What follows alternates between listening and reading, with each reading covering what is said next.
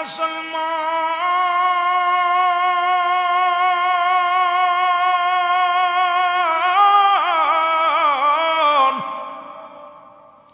নবী লাগবে কবরে, নবী লাগবে মিজানে, নবী লাগবে ফুলচিরাতে, নবী লাগবে ইয়াউমুল কিয়ামতের ময়দানে গো। নবী বিনে কোনো বান্ধব নাই, নবী বিনে কোনো দরদি নাই, নবী বিনে কোনো উপায় নাই। এই নবীর প্রেম ভালোবাসা যার অন্তরে যতটুক, তার ঈমান বলতে ততটুক। এই নবীর প্রেম ভালোবাসা যার অন্তরে নাই, তার ঈমান বলতে কিছু নাই। সরাসর বেঈমান। জোরে জোরে চিল্লায়া বলেন ঠিক কিনা? এ যুবক, যুবক, দিলের আকিলপুরের যুবকেরা শোনো, এ জীবন জীবন এমন একটা জীবন আসবে যে দেশে গেলে মানুষের বিচার হয়, যে দেশে গেলে মানুষের হিসাব হয়, যে দেশে গেলে মানুষ আর কোনোদিন ফিরে আসে না। আমরা সবাই সেই দেশের যাত্রী। পৃথিবীর মধ্যে আসার একটা সিরিয়াল আছে, যার কোনো সিরিয়াল নাই। দেখা যায় বাবা জিন্দা, সন্তান দুনিয়ার মধ্যে নাই, সন্তান জিন্দা, বাবা দুনিয়ার মধ্যে নাই। এরে মুসলমান, বাবার কাঁধে সন্তানের লাশ, দাদার কাঁধে নাতির লাশ। রব্বুল আলামিন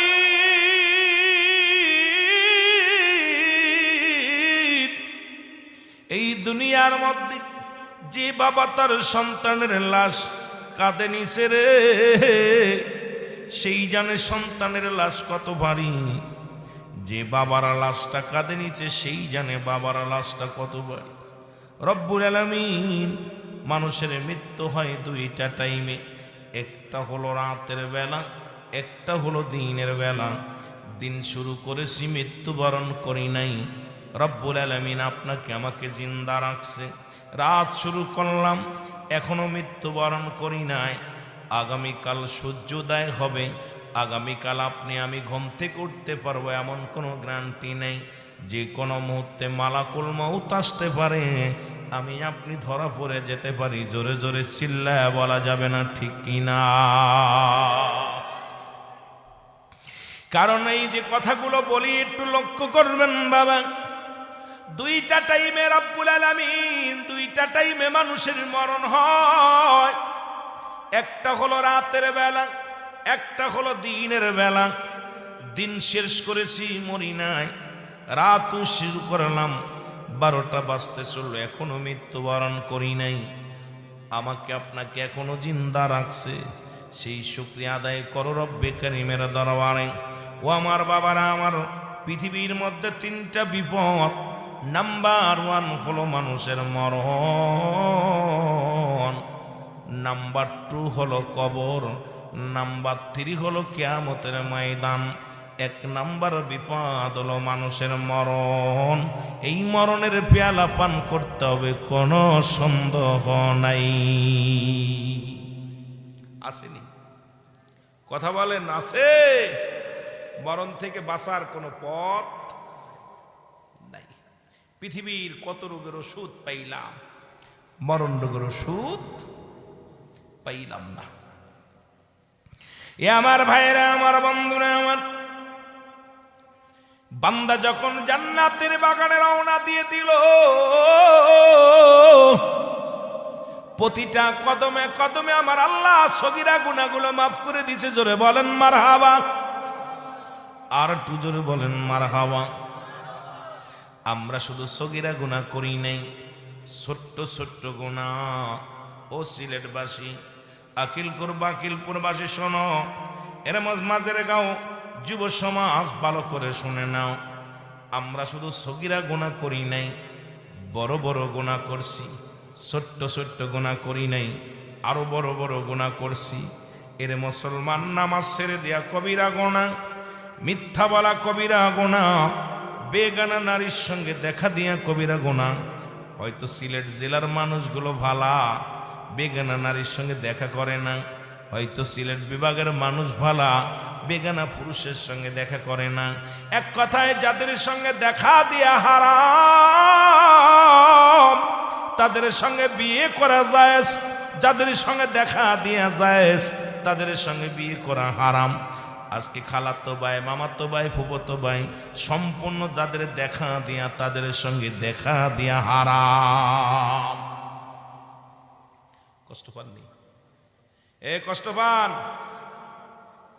যুবকদের মুখে হাসি নেই, কষ্ট দিলাম নাকি? মামাতো ভাইয়ের চেহারা দেখা হারাম, মামাতো বোনের জন্যে, মামাতো বোনের জন্য মামাতো ভাই হারাম, চাচাতো ভাই চাচাতো বোনের জন্য হারাম দেখা করা হারাম। খালাতো ভাই, মামাতো ভাই, দেওর, ভাসুর এগুলো যদি মাসালা অনুযায়ী চলা যায়, এই সমাজের মধ্যে পা বাড়ানোর মতো পথ নেই। যেগুলো হারাম, হারামকে হারামই বলতে হবে, হালাল বলার কোনো এখতিয়ার নেই। কারণ আমি আমাকে টাকা দিয়ে পয়সা দিয়ে মুখ বন্ধ করলে কিয়ামতের ময়দানে জবান বন্ধ করে দিবে। আলেমের জোরে বলেন ঠিক কিনা? কথা বোঝেন আমার? এগুলো সম্পূর্ণ দেখা করা হারাম। মাদরুজ্জুন নবুয়াতের প্রথম খণ্ডের মধ্যে বয়ান করে শরিয়াতের দৃষ্টি থেকে হালালকে হালাল বললে, যে হালালকে হারাম বলে সে কাফের, কাফের, কাফের। আর যে ব্যক্তি হারামকে হালাল বলবে, হালালকে হারাম বলবে, কারণ হালালকে হারাম বলার কোনো এখতিয়ার নেই, হারামকে হালাল বলার কোনো এখতিয়ার কোনো মুনশির নেই। পায়খানা তো পায়খানা, শুকনাডো হোক আর কাঁচাডা হোক, এটা কোনো ফেলে জায়েজ করার মতো পরিবেশ নেই। জোরে বলেন ঠিক কিনা? পায়খানা চেনেননি? যুবকেরা চেনো? আওয়াজ দেয়, কথা বোঝেন আমার? কয় জিও, ভালো করে কইেন, বুঝতেছেন? উত্তর দিচ্ছেন না, তার মানে আমার বুঝতে বাকি নাই, মনে হচ্ছে আমার কথা বোঝেন নাই। ওলামা একরাম, সিলেটের জমিনে অসংখ্য ওলামা একরাম, আলেম ওলামা আছে। কথা যদি না বোঝেন, আমাকে এত কষ্ট করে এত দূর থেকে আনে লাভ নাই। আমি এই জন্যই বলি, অনেক সময় দাওয়াত নেওয়ার সময় বলি, ভাই আপনাদের আঞ্চলিক যে বক্তাগুলো তাদের দাওয়াত দিবেন। আমার দূর থেকে আনলেন, আমার ভাষা বুঝলেন না, আমাকে আনা খালি খালি শুধু শুধু শুধু আনা দরকার নেই। আর আমার কথা যদি বোঝে তাহলে আমি কথা বলে শান্তি পাবো, জনগণ আমার থেকে কিছু পাবে।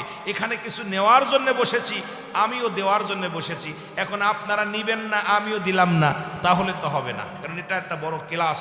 এই বাংলাদেশের মধ্যে, পৃথিবীর মধ্যে সবচেয়ে উত্তম ক্লাস হলো এই মাহফিলের ময়দান। এখান থেকে কিছু নিতে হবে। জোরে বলেন ঠিক কিনা? না তাবারক নিয়ে যাবেন? খালি তাবারক আছে? আলহামদুলিল্লাহ, তাবারক আছে। মারহাবা বলেন। জানালা কেটেছেন বাতাস খাওয়ার জন্য নাকি আজান শোনার জন্য? ঘরের জানালা কেটেছেন কিসের জন্য? জোরে বলেন না। আওয়াজ কি বাদান কি তা হইল রে? এটা কথা কই না। ওলামা একরাম আমার পাশে আসেন, তোর কথা কইতেছে না, ঘটনাটা কি? কইছি ঘরের জানালা কাটা হয় কিসের নিয়েতে? আলো বাতাস। সারা জীবন পাপ কুড়াইলা। যদি বলতা যে ঘরের জানালা কাটলাম, দরজা খুললাম, জায়গাটা ভালো করে দিলাম, এখান থেকে মসজিদ আজান দিবে, আমার কানে আয়া লাইব, বাতাস কি বন্ধ করে দিব আল্লাহ? কথা কই না রে। বাতাস দিব আল্লাহ না ঢুকবো? আলো বাতাস ঢুকবো না? না খালি আজানই ঢুকবো? নিয়ত করার সঙ্গে সঙ্গে সারা জীবন ওই জানালা যত বাতাস আসবে নেকি হবে আপনার আমল নামায়। খালি ওই ঘরটা যতদিন থাকবে আপনার আমল নামায় লেখি থাকবে। আল্লাহ বলবেন, ও ফেরেশতা, দেখ না আমার বান্দা জানালা কেটেছে, বড় বড় বড় জানালা দিছে আজান শোনার জন্য। সুবহানাল্লাহ বলেন না। সামান্য খালি ভুলের কারণে সারা জীবন গুনাহ করাইলেন। এখানে বসেছেন মাহফিলে, খালি ওয়াজি শুনবো না, তাবারুকও পাবো। কথা কয় না। নিয়ত করে আইছে গুনাহ মাফের জন্য, তাবারক হলো বোনাস, দিলেও ভালো না দিলেও ভালো। আইসি খান থেকে গুনাহ মাফ করে নেওয়ার জন্য। এখানে পাপের বোঝা এই ময়দানে আমরা সব থুয়ে যাব। জোরে বলেন ঠিক কিনা? আরো জোরে বলেন ঠিক কিনা? পাপ নিয়ে বাড়ি যাবো। আচ্ছা রাত্রে যদি মারা যায় তাহলে বসে লাভ কি? আমি সেই ওয়াজে যেতেছি আস্তে আস্তে। বান্দা যখন সগীরা গুনাহ মাফ হয়ে গেল জান্নাতের বাগানে নিয়ত করা আসার কারণে, সবার জীবনে যত গুনাহ করেছেন সগীরা গুনাহ মাফ। বাড়ি থেকে যখন রওনা দিয়েছেন সব সগীরা গুনাহ মাফ করে দিচ্ছে আল্লাহ প্রতিটা কদমে কদমে। যদি কিতাব যদি সত্য হয়, নবীর কথা যদি সত্য হয় মানেন, তাহলে আমার আপনার গুনাহ মাফ। সুবহানাল্লাহ বলেন না। এখন আল্লামা কুতুবী রাহমাতুল্লাহ বয়ান করে, বান্দা জীবন ভরে যত গুনাহ করেছো, এই বেগানা নারীর সঙ্গে দেখা দিয়া কবিরা গুনাহ, নামাজ ছেড়ে দিয়া কবিরা গুনাহ, মিথ্যা বলা কবিরা গুনাহ, বেগানা পুরুষের সঙ্গে দেখা দিয়া কবিরা গুনাহ। এই গুনাহ যদি মাফ করাইতে চাও, তাহলে যদি কোথাও জান্নাতের বাগানের সংবাদ শুনতে পাও, ওই জান্নাতের বাগানখানা আঁকড়ে ধরবা। এই যে যেমন ভাবে বসেছেন, দুনিয়া আলেম ওলামার আলোচনা শুনবা, শুনিয়া ও মুসলমান খাস তওবা করবা, তওবা করে আল্লাহর দরবারে আল্লাহ বলে ডাক দিবা। কারণ কিয়ামত পর্যন্ত আর কোনো নবী আসবে না, কিয়ামত পর্যন্ত নবীদের দরজা বন্ধ, তওবার দরজা খোলা। বান্দা যখন খাস তওবা করে ডাক দে বলে আবার আল্লাহ, বান্দার ভিতরে যখন এই কবরের ভয়, জাহান্নামের ভয়, বান্দার ভিতরে যখন মরণের ভয়, যখন অনুশোচনা হয় রে, যখন আল্লাহ বলে ডাক দেয়, আমার রব্বে কারীম বান্দার জীবনের সব গুনাহ মাফ করে দেয়। জোরে জোরে চিল্লায়া বলা যাবে না মারহাবা। আরে 19টা বছর, 19 না 19তম, 18 বছর হয়েছে, 19তম চলতেছে। এই 19টা বছর মাহফিল হচ্ছে, এরপরও গুনার বোঝা নিয়ে কবরে যাচ্ছে। তাহলে বোঝা গেল ওর কপাল মন্দ। কারণ এখানে আসলে সগীরা গুনাহ মাফ হবে। বসে খাস তওবা করতে হবে, আল্লাহ আমার মরতে হবে, কবরে যেতে হবে, আল্লাহ গো আমার জাহান্নামের আগুন থেকে বাঁচাও, কবরের আগুন থেকে বাঁচাও।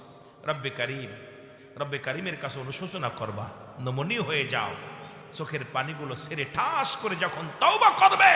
কারণ কিয়ামত পর্যন্ত তো আর নবী আসবে না, নবীদের দরজা বন্ধ। এখন তওবার দরজা কিয়ামত পর্যন্ত খোলা থাকবে। এখন আপনার আমার কাজ কি? এখানে বসে গুনাহ মাফের একটা সুযোগ। আপনি যখন যে হালাতে থাকেন না, এখন বিনয় হয়ে এই যে মাটির মধ্যে আমিত্ব দূর করছেন, সবচেয়ে আমিত্ব দূর করে এই শীতের রাত, ঠান্ডা রাতের মধ্যে আপনার একটা জমিনের মধ্যে ধানের ক্ষেত, ধান বুনেছিল নাকি, ধানের ক্ষেতের মধ্যে বসে গেছেন। যদি কতাম যে 50 টাকা করে দেবো, তাও বসতেন না। কিন্তু আল্লাহ রাসূলকে সন্তুষ্ট করার জন্যে, মরণের ভয় অন্তরের ভিতরে জাগার কারণে এখানে বসে গেছেন। ডাক দিয়ে বলেন, আল্লাহ আমি পাপী, আমি গুনাহগার, তওবা করলাম, আমি আর গুনাহ করব না। রব্বে কারীম আপনাকে মাসুমের মাসুম বানাই দিবে। জোরে বলেন না সুবহান। তাই এই যে মাহফিল দিলে সুযোগ একটা পাওয়া যায়। আমার কমিটির ভাইয়েরা মাহফিল দিছে, আপনাদের এই গুনাহ মাফের একটা সুযোগ পাওয়া গেল। আমার আল্লাহ তো বান্দারে সুযোগ দিছে, অনেক আদর করে বানাইছে দুনিয়ার মধ্যে, আদর করে বান্দারে বানিয়েছে। যে বান্দা তোদেরকে আমি আদর করে বানালাম, এর একটাই কারণ হলো যে বান্দা আমার শুকরিয়া আদায় করবি। জোরে বলেন না মারহাবা, আর একটু জোরে মারহাবা। আপনি যে হালাতেই থাকেন না, বলেন আলহামদুলিল্লাহ। ও যুবক,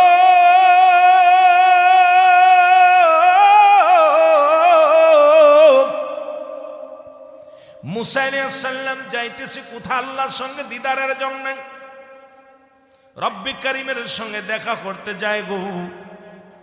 রব্বে কারীমের সঙ্গে সরাসরি সাক্ষাৎ হয় নাই। জিবরিল আমিন আগমন করলেন আদম আলাইহিস সালামের কাছে 12 বার, ইদ্রিস আলাইহিস সালামের কাছে 4 বার, ইব্রাহিম আলাইহিস সালামের কাছে 42 বার, মুসা আলাইহিস সালামের কাছে আসলেন 450 বার, আর আমার আপনার নবী রাহমাতুল লিল আলামিনের কাছে আসলেন 24,000 বার। মুসা আলাইহিস সালাম রওনা দিলেন, আজরাইল আলাইহিস সালাম আসলেন মুসা নবীর কাছে। সালাম দা, আসসালামু আলাইকুম নবী মুসা, আমার আপনার কাছে আমার রব্বে কারীম পাঠিয়েছি। বলে কেন পাঠাইল? বলে পাঠাইল আমার আপনার রূহটা নেওয়ার জন্যে। বলে আজরাইল আমার রূহটা নেওয়ার জন্য তোমাকে পাঠাইল, তুমি কোন জায়গা দিয়ে আমার নিবা? বলে আজরাইল বলে হুজুর আপনার চোখ দিয়ে আমি আপনার ঢুকবো।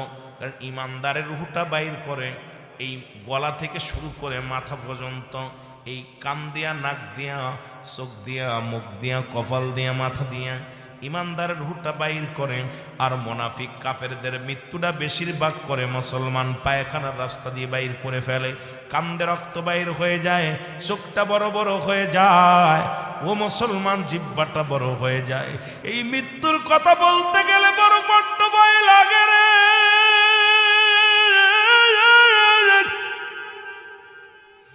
রব্বুল আলামিন এক নম্বর বিপদ হলো মানুষের মরণ। আল্লামা মুফতি আমজাদ আলী সাহেব একটা কিতাব লেখেন, কিতাবের নাম্বার শরিয়াত। এই কিতাবের মধ্যে লিখতে যা বললেন, দুনিয়ার মানুষ শোনো, কোন মানুষ যখন সাধারণ মৃত্যুবরণ করে 70টা উটের গায়ের চামড়া জবাই না করিয়া উল্টো দিকে টান দিয়া লবণ আর মরিচ লাগায়া দিলে যতটুকু যন্ত্রণা হয়, এর চাইতে 70 গুণ যন্ত্রণা হলো একটা সাধারণ মৃত্যু। এখন আমরা যারা মরণকালে পায়খানা করে দিই, আমরা যারা মরণকালে প্রস্রাব করে দিই, কত মানুষের জানাজা পড়াইলাম, কত মানুষের দাফন করাইলাম, কত মানুষের কাফন পরাইলাম। রব্বুল আলামিন ওই মরণের সময় পায়খানা করে দিছে রে, মরণের সময় প্রস্রাব করে দিছে, মরণের সময় চোখ দুটি বড় বড় হয়ে গেছে, মরণের সময় জিহ্বাটা বাইর হয়ে গেছে। তাদের মরণটা কত কঠিন, কত কঠিন হয়েছে। আল্লাহ আল্লাহ জোরে জোরে চিল্লায় বলা যাবে না আল্লাহু আকবার। ইমাম সাহেবরা যারা আছে এখানে তারা জানে, যারা লাশ ধৌত করে তারা জানে কত মানুষ আহারে ওই যখন গোসল করাতে গেছে যায় দেখে পায়খানা প্রস্রাব করে দিছে, কত যে কষ্ট দিয়ে ইমাম সাহেব চোখ দূরে বন্ধ করতে যায়, বন্ধ করতে পারে না। আহা, যখন জিহ্বাটা ভিতরে দেওয়ার চেষ্টা করে কিন্তু হয় না। হারে মৃত্যুর যন্ত্রণা যে কত কঠিন, মৃত্যুর কথা বলতে গেলে আমার বাজানেরা, এরপরেও মানুষের ভয় নাই, এরপরেও সুদ ঘুষ জিনা ব্যভিচার অন্যায় জুলুম এগুলো চলতেছে দিবালয়, একদম অনায়াসে চলতেছে, পানির মতো ঘুষ, পানির মতো সুদ। এই মানুষগুলোর হৃদয়ের ভিতরে এক বিন্দু মাত্র খোদা তাআলার ভয় নেই, এই মরণের চিন্তা একটা মানুষের ভিতরে নেই। এই মানুষগুলো এত বড় পাষাণ্ড হয়ে গেছে। কেন যেন একটা মানুষের ভিতরে কে ধনী কে বড়লোক, কে আলেম কে জালেম, সবগুলোর ভিতরে যেন কেন মরণের ভয়টা ভিতরে নাই। এই চিন্তা কেন আসতেছে না যে বাড়ি গাড়ি সংসার ধর্ম সব থাকবে পড়ে, আমি থাকবো না। এই চিন্তাটা যদি কোনো মানুষের ভিতরে থাকে, এই মানুষটা তো জীবনে সুদ ঘুষ খাইতে পারে না, ব্যভিচার অন্যায় করতে পারে না, জুলুম করতে পারে না,